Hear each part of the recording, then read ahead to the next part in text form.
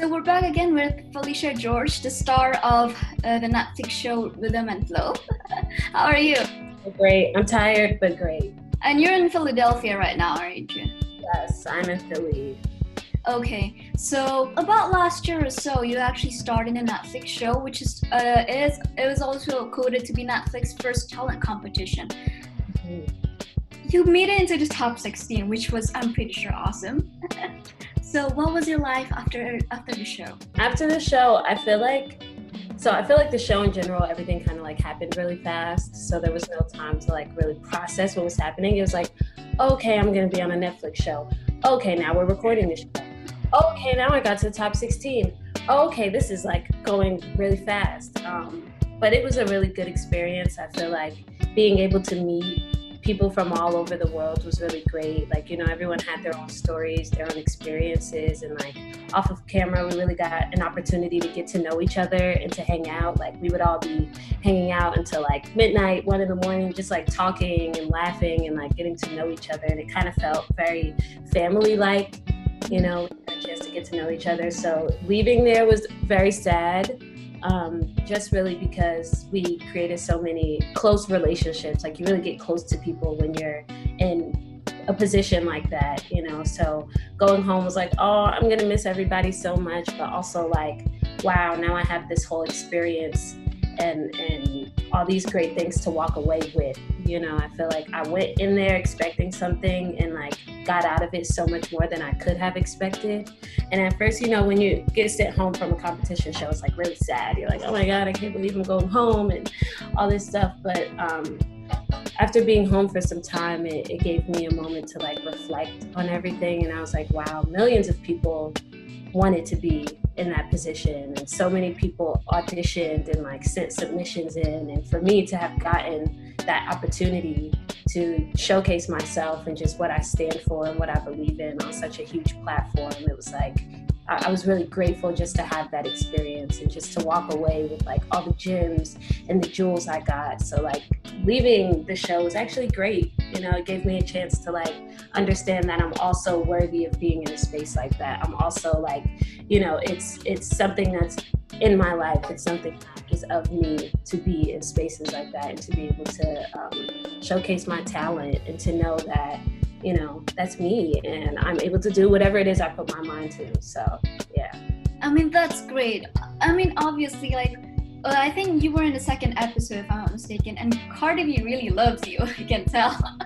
How did it feel like when you actually met her?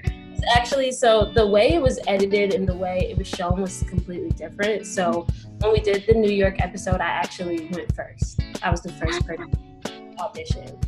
So it was really nerve-wracking because I wasn't supposed to be the first person. There was a guy who was supposed to go before me. He was first, and then I was second to go up. But he forgot all his lyrics. So it was like, as soon as he went up there, he forgot all his words, and they were like, okay, next up, Felisha George. And I was like, I'm supposed to go there now after this guy just forgot everything, and I'm supposed to be the first person to like set off this whole entire audition. Like I was really nervous. I was like, I don't know what to expect or what to think, but like going up there and performing, it just felt like really natural for me. And I was like taken by the audience because they were like extremely hyped. They were extremely excited. So I was like, okay, now I'm hyped and now I'm extremely excited. And like right after I performed my song, like Cardi literally said the whole song back to me. Like the whole chorus that I came up with, she said it back to me. And I was like, oh wow, this is great. Like this is amazing. And just having that energy from her felt really good because I didn't know what people would expect just because of how I present. You know, I knew they were gonna be like, oh, here goes one of these girls, kind of like Erykah Badu, coming up here to try to rap. But like the response I got was so overwhelmingly positive and like amazing. It felt really good, especially to get that kind of like recognition from someone like her who raps about completely different things and like is extremely famous and is like in her prime right now, doing all these great things. So it felt really good to kind of like get love from her. And even seeing her in LA, like once I did get to LA, even that felt great. She's like, oh, hey queen. And I'm like, oh, this is so cool. Like I feel so good about this. And hearing that she even talked about me like throughout the audition process. And she told me when we got to LA, she was like, I told Snoop Dogg about you. I told Uncle Snoop about you. I'm like, wow, this is really my life. But yeah, like getting to be around her and in her space was really great because she's like really positive, really friendly. I mean, that's great to hear because obviously you see the stuff that most people don't see, what's happening behind the camera. I mean, we have the Netflix show, and then just late of last year, you released your new album. Is it Wash Your Soul? Yeah. So I actually listened to the album. It's really wow. The lyrics are actually really strong. But when you see that album, say in your social, sort of like when people sort of talk about it, or maybe when you see it on iTunes and so forth. When you look at that picture in the album, and then you see that woman in that album, when you look at yourself, how would you describe that young woman here? Yeah. I would describe her as like learning, growing, healing.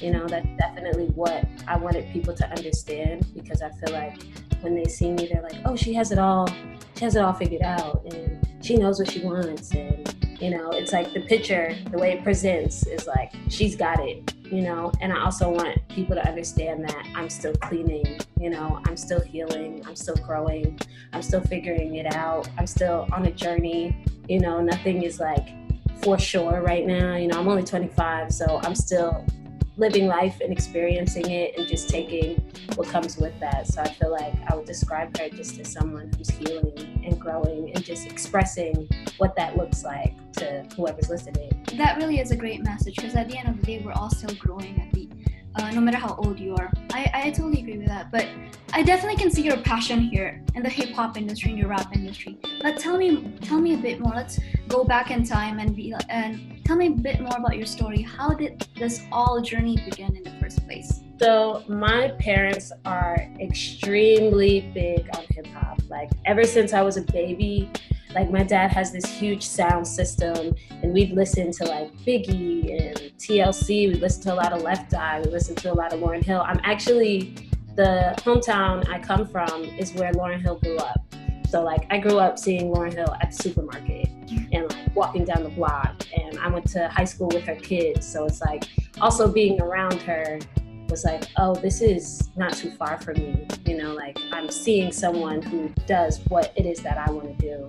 And at a young age, my whole family just used to make me rap all the time. Like my sister and my brother would be like, oh, rap about McDonald's so mommy and daddy could take us to McDonald's, like little crazy things like that. So I would always be rapping, like always be freestyling. And maybe in like high school, I realized like, oh, I really like to rap.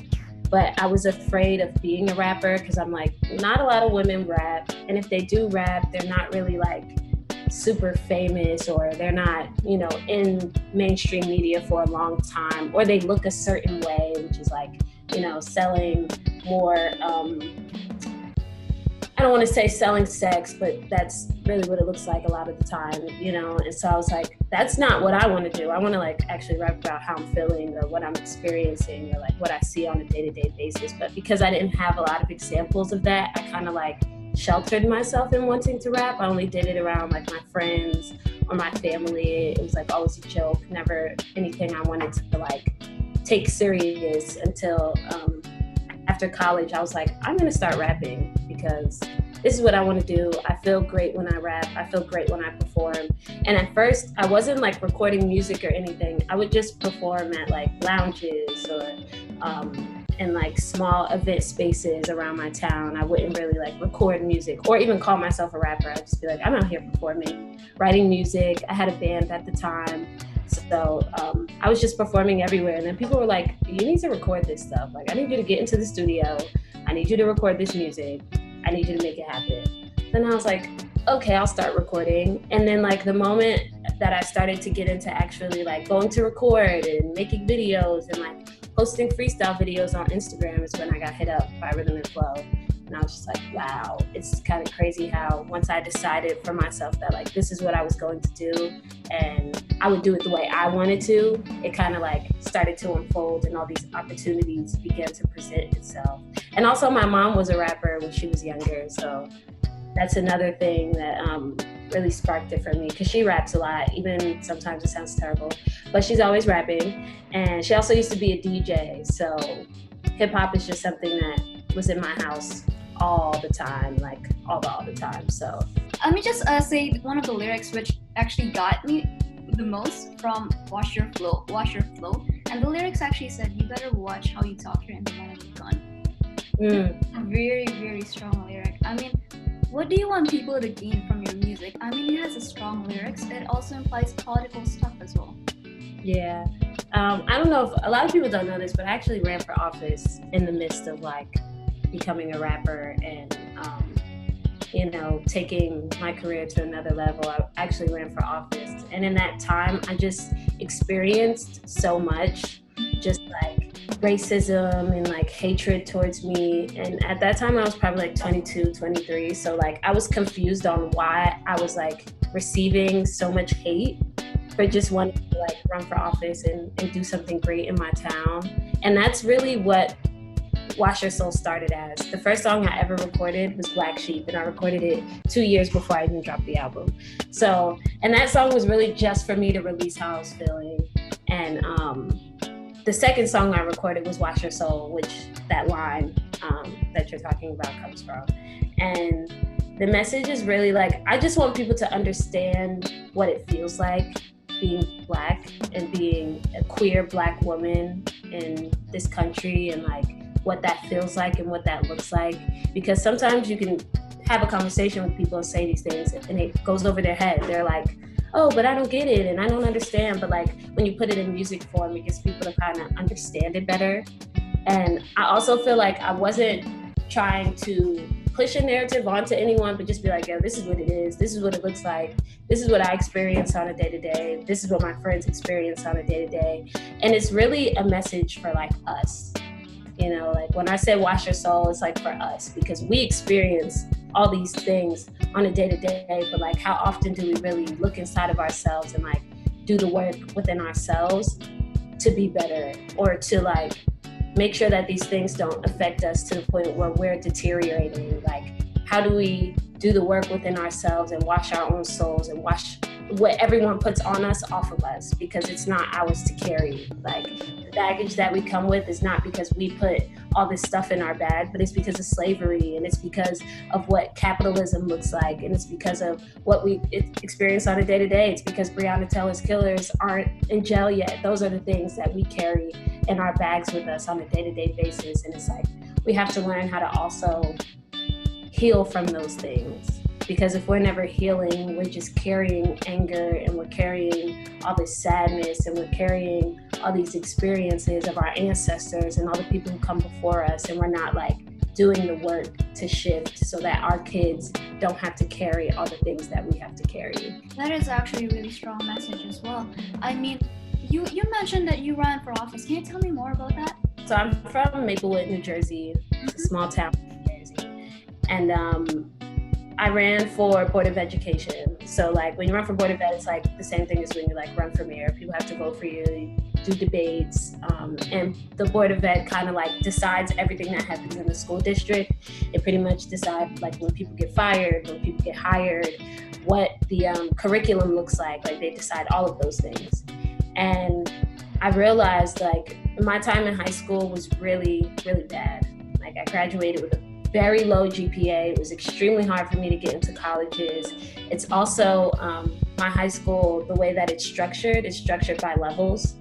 And the lowest level you can be in is level 2. And all the level 2 classes have Black kids in them.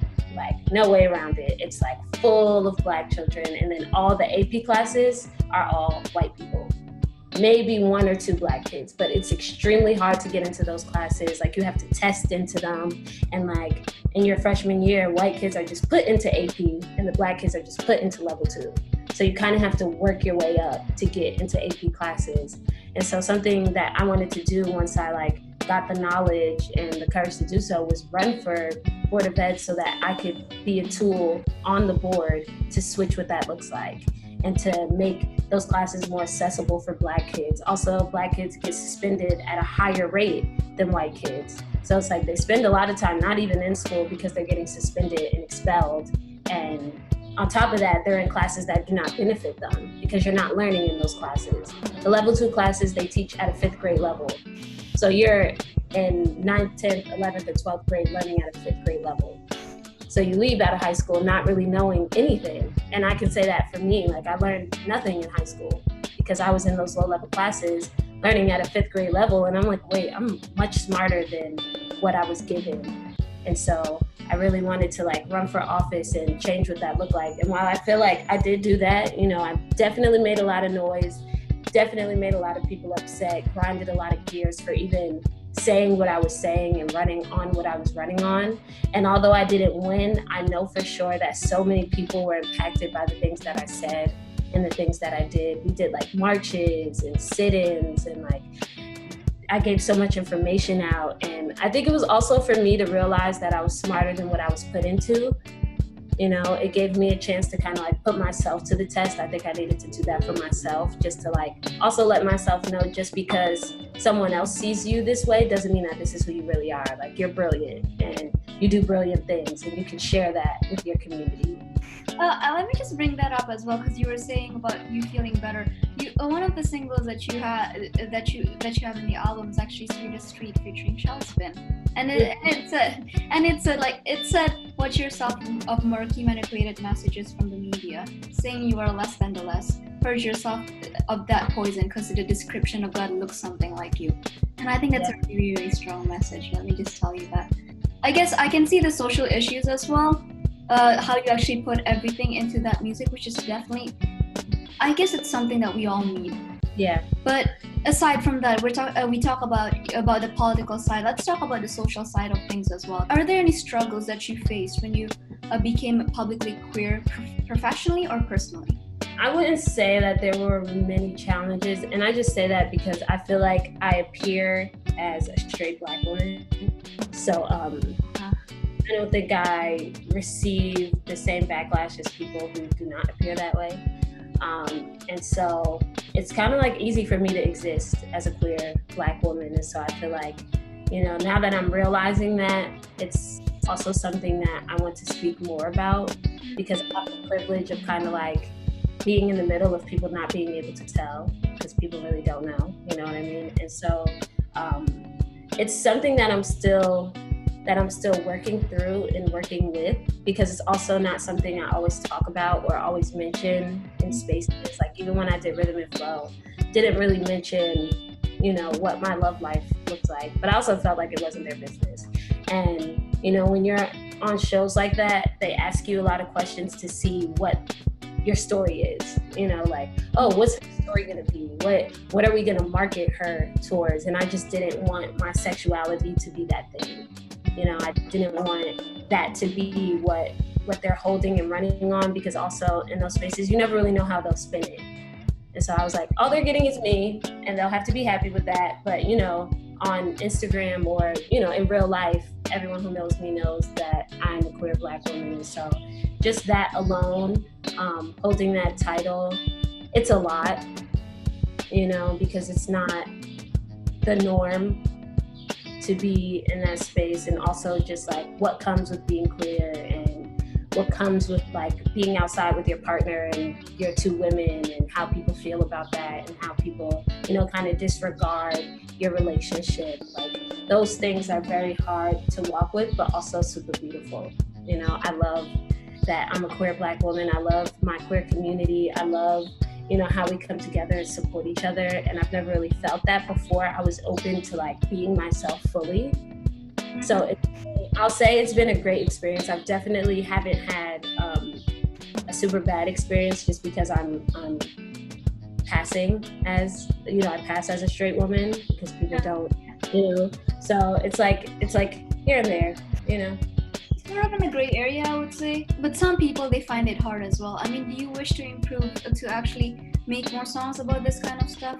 Yeah, actually Moonlight on the album is about my partner. Whenever I like perform it, she's also a dancer. She's a professional.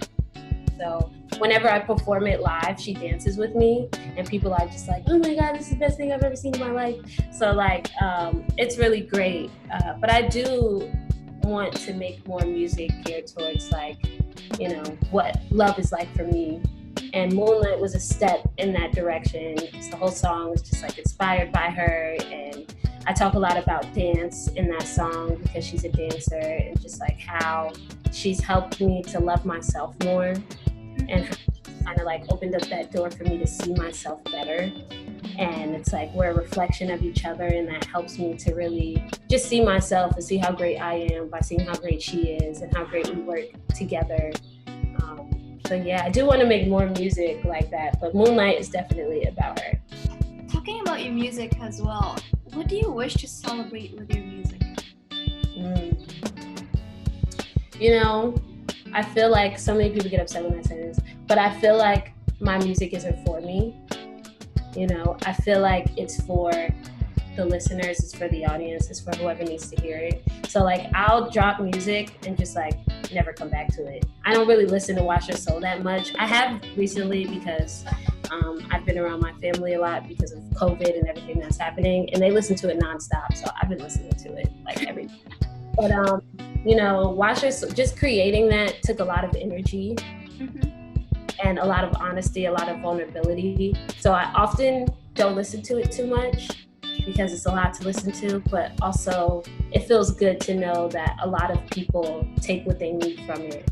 Like I just saw my girlfriend, one of her cousins the other day, she was like, oh my God, I meant to tell you, like Wash Your Soul is the greatest album I've ever heard, and I'm like listening to it all the time now, and this is my favorite song, and I love this song because of this. And I feel like that is it for me. That's what makes me feel good about it, when people are like, this line right here is exactly how I've been feeling the past 5 years, and I'm so happy you said it, and I'm so happy you wrote it. And those are the things that feed me, when people let me know what it does for them. I feel like I am also sometimes unaware of how it may help someone until they tell me what that looks like. And so that's what I go with. So when people are like, oh, this helped me heal, I'm like, yeah, that's what I wanted it to do. Like I wanted it to help you heal. I wanted you to see yourself in the album. I guess that's really what my goal is, for people to see themselves in what it is I create. I don't want it to just be for me. I want it to be for everyone. I want people to like look into it like water and like see their own reflection. I see. So I guess you want people to celebrate themselves. Yeah, I want people to celebrate themselves. That's exactly what it is. I saw on Instagram you're actually going to release a new single with Noriko Shakti and Lady Skavia. So tell me more. It's actually gonna be super dope. They like hit me up on Instagram, and we are now like super close, which is also beautiful because we're in totally different places. I mean, just for all you folks that you don't know, Noriko Shakti is actually from Japan and Lady Skavia is actually from India. And Lady actually hit me up, and I was like, this is amazing because she's in India, and like just being able to collaborate with people who are on completely different sides of the world, but you know, a same like message or same passion to spread a message of like, you know, we're in this together, and we experience similar things, even though we're all from different places, different cultures, but we can come together and like create music for everyone. So I'm like excited for that feature, because the song is amazing. I'll just let you know that. The song is absolutely amazing. It's gonna be a beautiful release. I think it's coming out the beginning of August, first weekend of August, if I'm correct. So that's gonna be great. I actually have a video coming out soon. I've got some singles coming out soon. I'm at a point right now where I'm like just having fun with it. So people are going to be receiving a lot of fun things, a lot of visuals that look really great. We just shot a video to Swedish Treat, actually, and to Wash Your Soul, which is going to be an underwater video. So I'll give you that. That's going to be super amazing. So it's just going to be a lot of like visuals and features coming up with really amazing people. So that'll be exciting. Well, I'm excited. I can't wait to actually see it. Because, yeah, I've been kind of obsessed with the album as well, just to let you know. But what do you wish, sort of in a sense, how do you see yourself in a few years' time after this?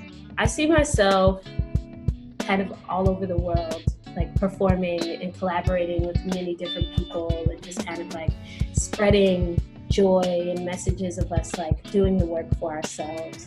You know, I feel like in the beginning, before I did Rhythm and Flow, I wanted a very mainstream career. I wanted a career that revolved around like the music industry and being super famous and like being at all these award shows. And then I was like, actually, I just want to be in community, and I just want to be able to travel, and I just want to be able to meet people from all different places and different countries and be able to perform with people I never imagined performing with. I just want to spread myself wide and not thin by like fitting into a certain box or a certain like idea of what hip hop is supposed to look like or what a female rapper is supposed to look like. Like I just want to spread myself. I just want to fly. I just want to spread my wings. I just want to be everywhere, doing everything in the ways that I wish. And hopefully touch lives as well, because I think that's really important. Yeah. Are there any message that you actually want to give to the next generation of not just say hip hop artists, but maybe to Black Americans as well? Yeah, I would just say that we have to heal. It's important for us to heal, whether we see ourselves as hurt or not, or having experienced an awful life or a great life. It's still our job to heal, to do the healing work, because whether it's us, our parents, our grandparents, our ancestors, they've endured a lot and they've been through a lot. So it's our job to kind of like heal from those things, because they'll come up eventually. You know, I lived a lot of my life thinking I was okay and I was good, and now I'm like, oh no, I have a lot to heal from. So I would say listen to Sweetest Treat, if y'all have. Listen to Sweetest Treat, because those are all the messages you need. Shelspin is my best friend and the greatest person in the whole wide world. And she kind of like freestyled that whole thing actually also. It's like all off the top of her mind. I'll be honest, the lyrics are actually really beautiful, I'll tell you that. But yeah, I guess we'll close up with that message. We all need to heal at some point as well. I'm glad that I actually have the chance to talk to you and hopefully find peace in the world. It's there. We just have to be willing and open to receiving that.